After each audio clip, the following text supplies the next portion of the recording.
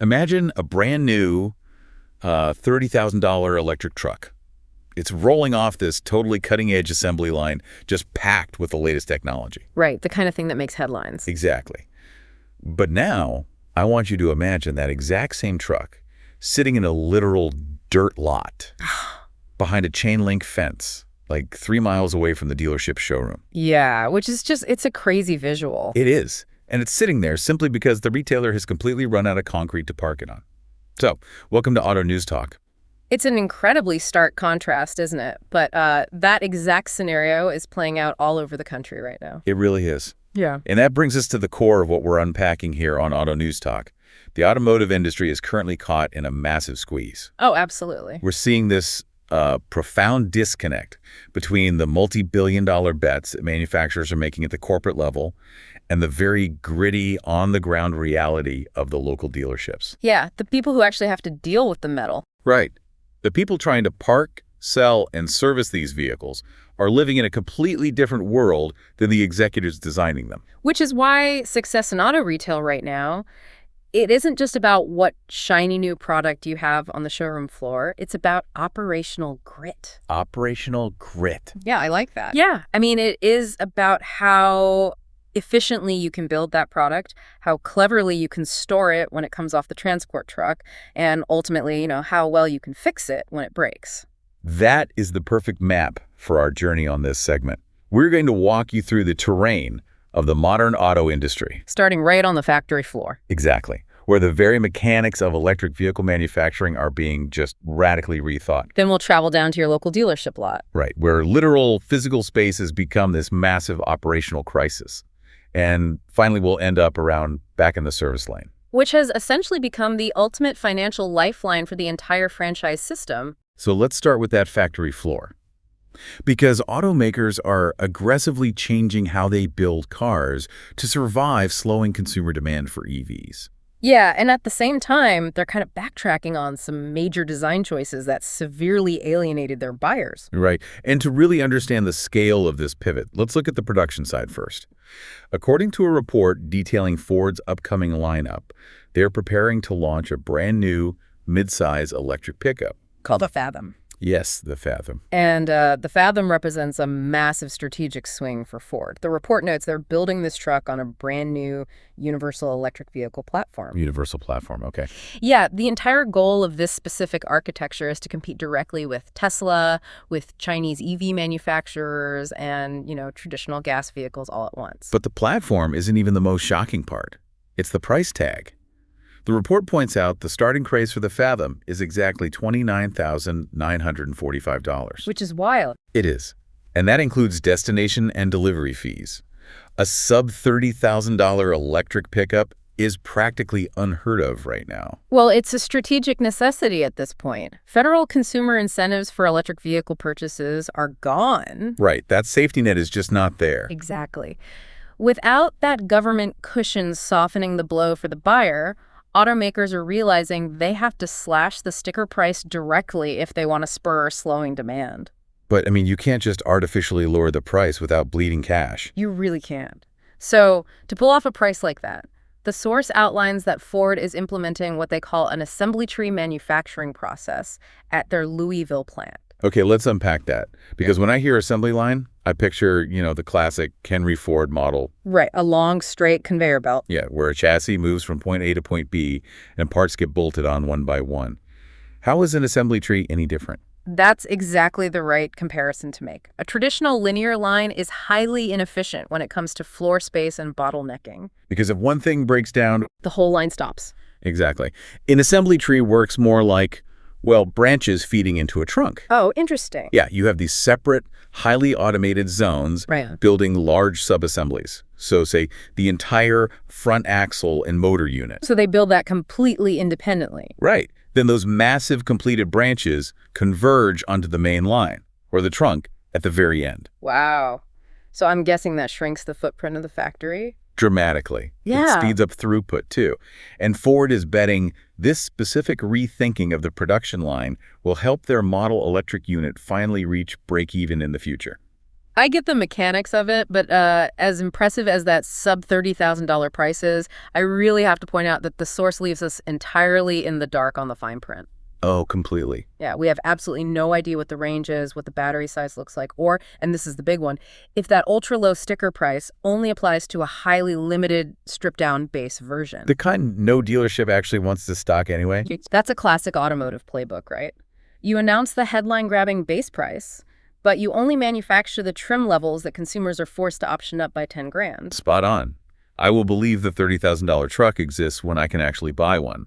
But Ford isn't the only one completely re-engineering their factories. Right. We've got BMW making huge moves, too. Yeah, an update covering BMW's operations points out that Plant Munich has officially begun series production of the new i3. This is a really major milestone for them. It's part of BMW's new Class Spur program. Which is, what, their new blueprint? Basically, yeah. It's their multi-billion-dollar ground-up blueprint for the next generation of purely electric driving.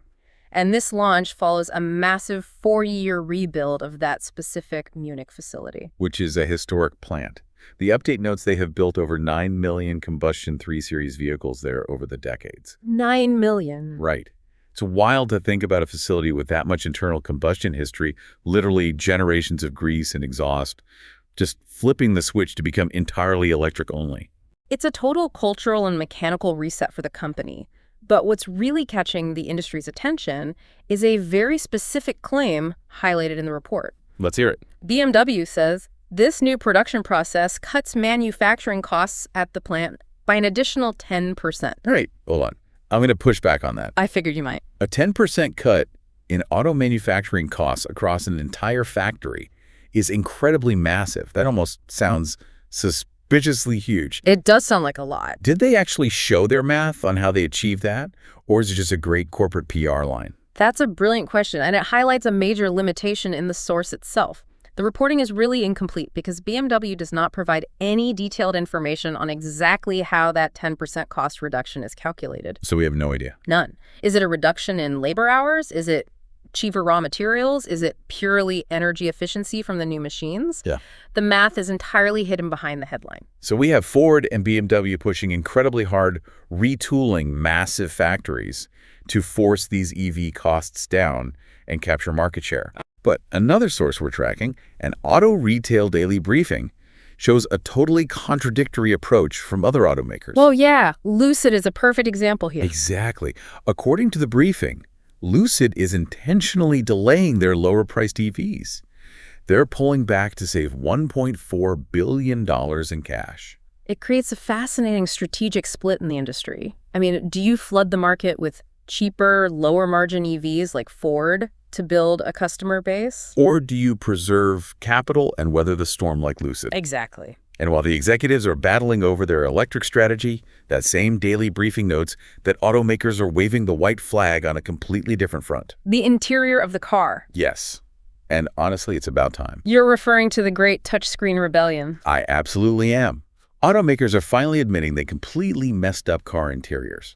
The briefing highlights that Mercedes-Benz CEO Ola Källenius actually admitted the industry went, and I quote, too far with touchscreens. Too far is putting it mildly. Mercedes is officially returning to physical buttons for frequently used functions. It's a massive reversal. For the last decade, we saw this arms race to turn the dashboard into a giant glowing tablet.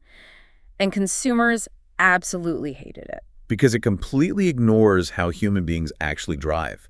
Yeah. Think about the last time you were in a new rental car doing 70 on the highway and you just wanted to turn on the windshield wipers or adjust the AC. You end up 3 menus deep. Exactly.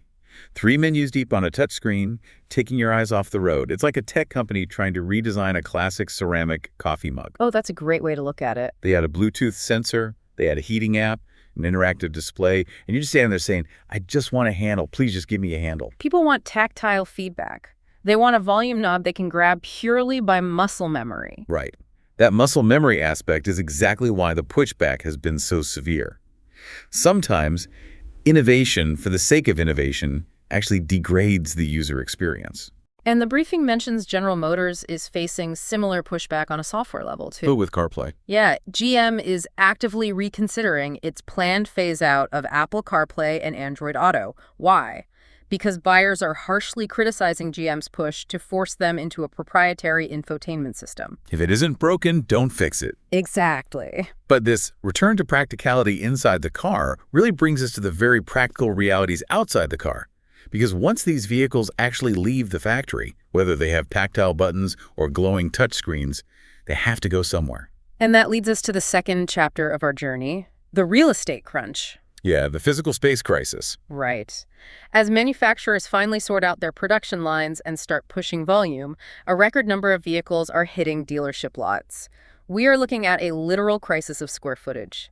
An article we reviewed, focusing specifically on dealership lot strategy, really illuminates this problem. It makes the argument that dealerships have to completely rethink what a parking lot is. They do. They must view their lots as revenue-producing assets, not just, passive storage areas for metal. That's a crucial mindset shift. The data in that piece shows vehicle inventories jumping 13% year over year in a recent tracking period. 13% is a massive influx. It is. When you have that many cars suddenly arriving on the ground, it creates massive operational friction. Right. So explain that friction to us, because to a normal person driving by, a full lot just looks like a successful dealership with lots of choices. To the consumer, yes, it looks great. To the general manager, it is a nightmare. Imagine a lot packed so tightly you can barely open the doors of the cars. Oh, I've seen those. Right. So porters, the employees whose job it is to move the cars, they end up wasting hours every single day just shuffling vehicles around like a slide puzzle. Just to get one specific model out for a test drive. Exactly. Meanwhile, the customer is sitting in the lobby waiting endlessly. And the prime display area up front gets crowded with overflow inventory, which totally ruins the visual appeal of the dealership. So what's the standard fix then? If you run out of room, don't you just lease an empty lot down the street? You do. Off-site satellite storage, it's relatively cheap. But that same Loft Strategy article points out that off-site storage creates huge delays in customer access. Which kills the momentum of a sale. Completely. If a buyer comes in hot on a Tuesday night wanting a blue SUV, and the salesperson has to say, great, it's parked 3 miles away behind a chain-link fence, let me send a guy to go get it. The vibe is just gone. Right. That customer has 30 minutes to sit in a plastic chair, drink bad coffee, and rethink their life choices. The momentum just drops. How a lot is designed directly impacts inventory velocity and overall sales performance. Which is why that article suggests a pretty wild alternative solution. Oh, the elevators. Yeah, vertical mechanical storage systems, basically stacking the cars in massive automated elevators to preserve that crucial ground-level selling space. Okay, I read that part too, and it sounds incredibly futuristic, but I am throwing a flag on the play here. Oh, really? What? I checked the byline of that article, and the author actually works for a mechanical parking company. Oh. Well, that's a significant conflict of interest. It's a huge caveat. Of course, the guy selling vertical parking elevators is going to write an article telling dealerships the ground is too crowded. Right, of course. And a major limitation of that text is that it provides absolutely zero financial comparisons between the cost of a traditional satellite lot and the millions of dollars it would take to build a vertical storage system. That is a brilliant catch. It's a fascinating concept, but the economics probably don't pencil out for most dealers. Still, the underlying problem of land scarcity is very real. It is. Which is why the most aggressive dealers are taking a totally different approach. Instead of building up into the sky, they're just buying more footprint outright. Right. We read a separate announcement regarding Cooley Auto Group expanding down in Texas. They didn't build an elevator. They just acquired 3 distinct franchises: Mazda, Hyundai, and Genesis. All located in Irving, Texas. And they bought them from the Car Group in a massive deal brokered by Pinnacle Mergers and Acquisitions. What's interesting is the announcement noted that no operational or staffing changes were made. Cooley just absorbed the locations wholesale. The scale of these acquisitions is just staggering. The piece notes that Pinnacle alone has completed over 850 dealership transactions. This is huge. And that generated $40 billion for their clients over time. Let's pause and just think about what that $40 billion number actually means. It highlights a massive consolidation trend across the auto industry. Oh, definitely. The traditional mom-and-pop, single-point dealership is fading. Yeah, to survive the margin compression we're seeing right now, successful operators feel like they have to scale up. They have to acquire multiple franchises in prime markets just to centralize their back-office costs, share inventory, and weather the storm. I completely agree on the strategy. Though it's incredibly frustrating reading these corporate acquisition announcements because the most important detail is always missing. The price tag. Yes, the financial terms and the actual purchase price for those 3 Texas dealerships were entirely undisclosed. We know it's a big deal, but the exact dollar amount is locked in a vault somewhere. True. But regardless of the exact purchase price, the motivation for that kind of massive scaling becomes incredibly clear when you look at the financial headwinds hitting the retail side of the industry. And that brings us to the final leg of our journey. Because the easy money of simply selling a car is drying up. It really is. Going back to the Auto Retail Daily Briefing, the operational metrics they list are pretty sobering. Gross profit per unit, which is the actual money a dealer makes on selling the metal, is falling across the board. Right, as new vehicle margins normalize from the supply shortage highs we saw a few years ago. So margins are shrinking, but operational costs are spiking violently.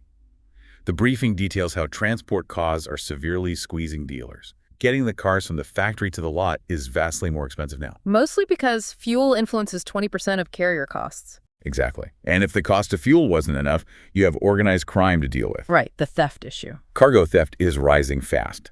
And we aren't just talking about someone hot-wiring a car on a train. Criminals are using sophisticated digital tactics like key cloning and signal spoofing to steal cars right off the transport trucks. That's crazy. The briefing notes, the median value of a stolen vehicle in transit is an astonishing $80,000. And on the consumer side, the financial pressure is very visible too. Severe auto loan delinquencies are hovering around 3%. 3%? Wow. Yeah, that is a persistent headwind for the retail market. People are struggling to make their payments. So if you're a dealer facing falling front-end profits, expensive transport, high theft, and struggling buyers, where do you turn to survive? You turn around and you look at the service lane. Bingo. The briefing makes it incredibly clear that dealerships are leaning heavily into what the industry calls fixed operations, which is just service and parts. That is the lifeline. It's the most stable, high-margin revenue stream they have left. Dealerships are pouring resources into the service bay. The briefing mentioned new tech, right? Yeah. Companies like DriveCentric are launching entirely new customer relationship management platforms specifically tailored for service departments. So they're finally treating the service advisor with the same technological respect as the showroom salesperson. Exactly. And ironically, the automakers are inadvertently feeding this service beast. Oh, you mean the recalls? Massive recalls are driving millions of guaranteed service visits. The briefing points out that Stellantis had to recall 1.5 million Ram pickups. Ford and Mercedes also launched major safety campaigns. Every single one of those recalls represents a customer who is legally required to drive onto a dealership lot and hand their keys to a service advisor. It is a captive audience, but what's really fascinating is how the best dealerships are optimizing that influx of traffic. Give me an example. Look at Honda Marysville in Ohio, which was mentioned in the briefing. They expect an 8.5% lift in repair orders simply by implementing 4-day work weeks for their staff and extending their overall service hours. Wait. That sounds completely counterintuitive. How does working fewer days lead to an 8.5% increase in repairs? It's all about staggering the shifts. By putting mechanics on 4 10-hour shifts, you can stagger their schedules so that the shop itself stays open 12 or 14 hours a day. Oh, I see. Yeah, 6 days a week. You aren't burning out your master technicians, but you are capturing the customer who wants to drop their car off at 7 p.m. after they get off work. That is such a smart, practical fix. They didn't build a new multi-million-dollar building. Yeah. They just changed the schedule. It proves that flexibility and convenience win. Exactly. It aids employee retention while capturing highly profitable repair work that might otherwise bleed out to independent mechanics. Makes sense. Now, as dealerships rely more heavily on these complex, high-volume service models, they're fiercely protecting their turf. The briefing actually touches on regulatory tensions, specifically traditional dealers questioning if a Carvana experiment is sidestepping state franchise laws. I noticed that, but it's another area where the source leaves things pretty vague. It does. It mentions the dealers are upset, but it doesn't clarify if these concerns about Carvana have actual prosecutable legal merit, or if it's just traditional franchise dealers complaining about a tech-forward competitor taking their market share. It's likely a bit of both, honestly. State franchise laws are incredibly rigid. They dictate exactly how vehicles can be sold, transported, and delivered to protect the local dealer. So the tension is very real, even if the legal outcome of this complaint is totally unclear. Okay, looking at this entire landscape, the billions spent cutting factory costs, the physical crisis of overcrowded lots, and the absolute reliance on repair revenue, I have to ask you a pointed question. Are dealerships fundamentally transforming? Are they moving away from being retail stores that happen to fix cars and turning into massive service and repair centers that just happen to sell cars on the side? That is the defining question of the modern auto industry. If we synthesize everything we've explored across these sources, three massive themes emerge that point exactly to that shift. Let's lay those themes out. Theme number one clearly has to be the obsession with cost cutting. Undoubtedly. We see it supported by Ford inventing an entirely new assembly tree process for the upcoming Fathom EV.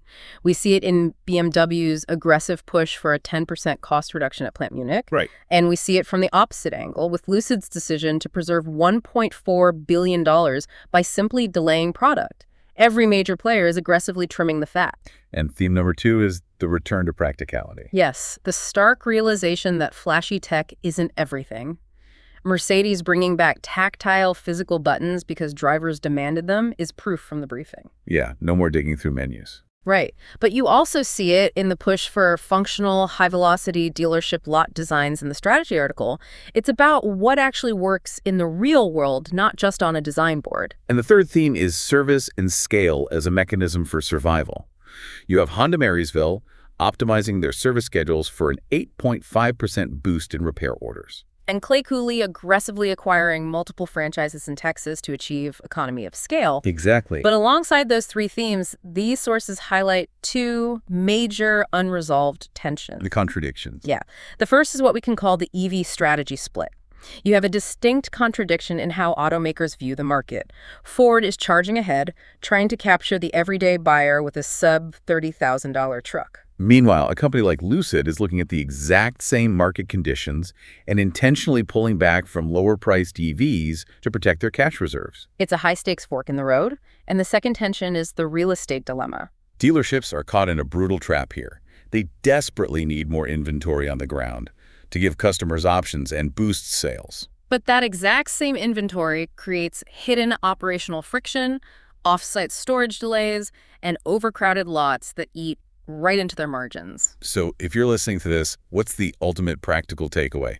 The so what of all this material is that the glamorous side of the auto industry, the flashy dashboard screens, the beautiful glass showrooms, it's all taking a backseat to operational grit. Success in the current climate is entirely about the unsexy stuff. Who can transport, store, and repair vehicles most efficiently. Taking the glossy brochures and finding the real mechanics underneath. That's auto news talk for you.